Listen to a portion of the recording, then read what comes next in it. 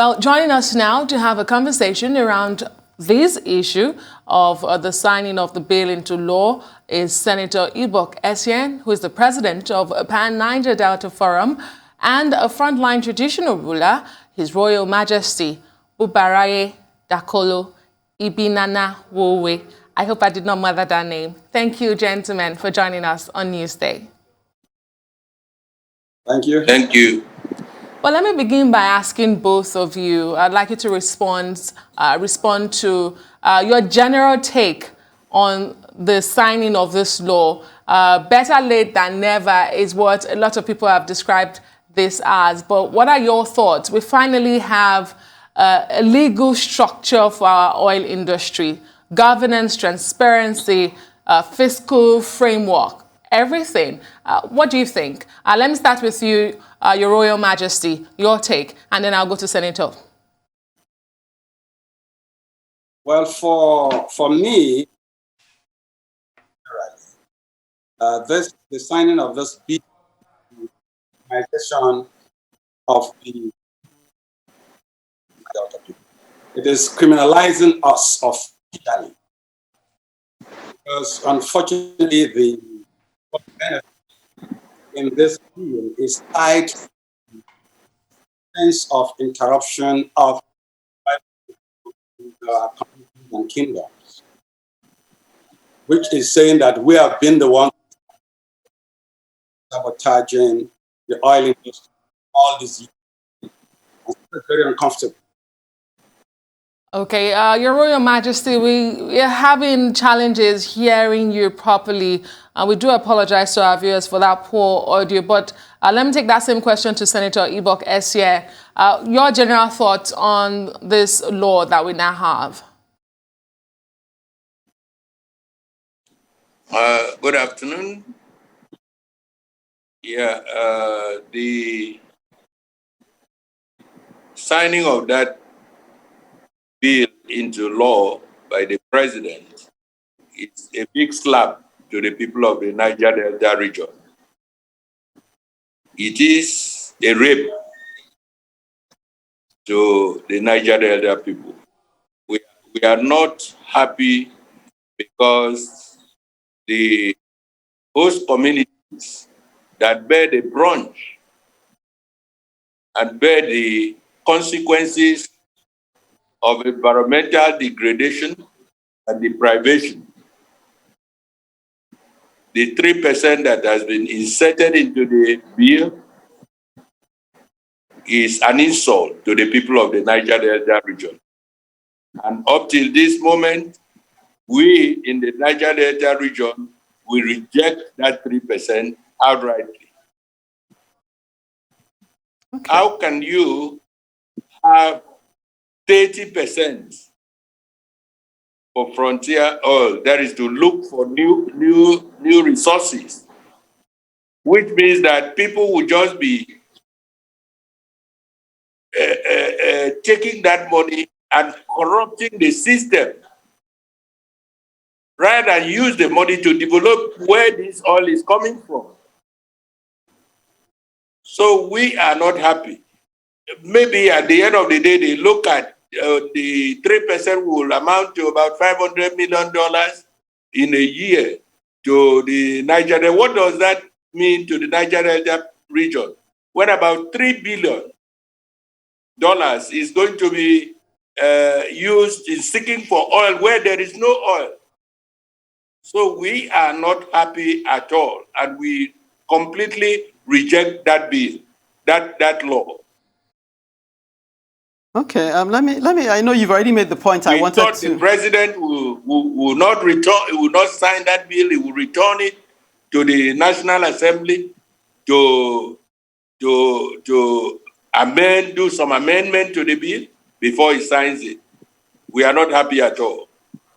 Okay, let me take it from there. I wonder if we have His Royal Majesty, if the audio is stabilized now. I can put this question to you. You heard that the 3% amounts to $500 million, which quite a few people would say is substantial.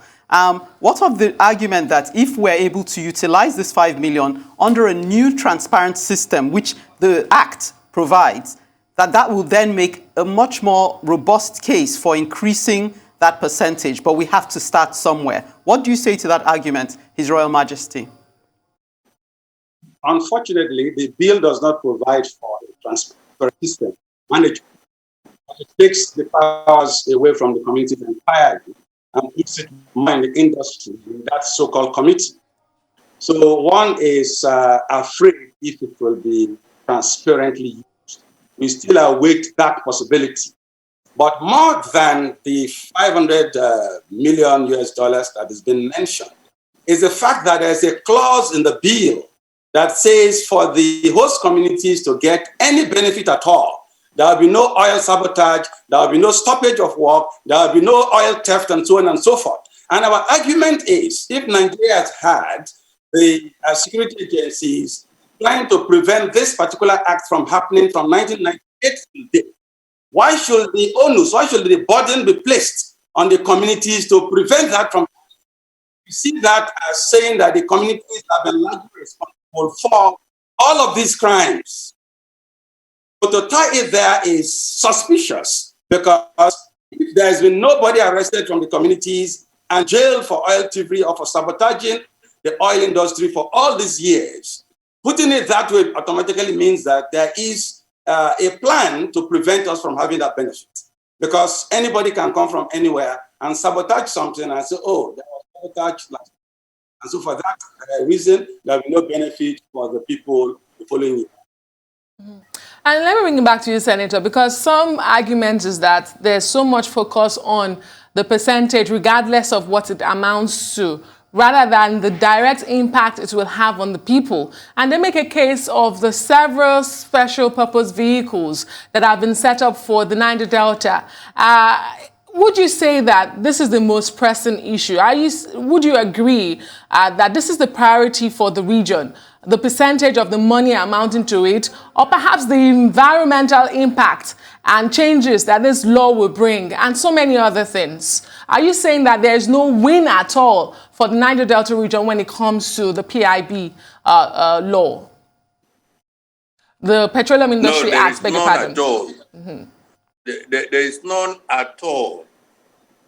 We are completely losing what God, in His infinite love and mercy, bestowed on the Niger Delta people.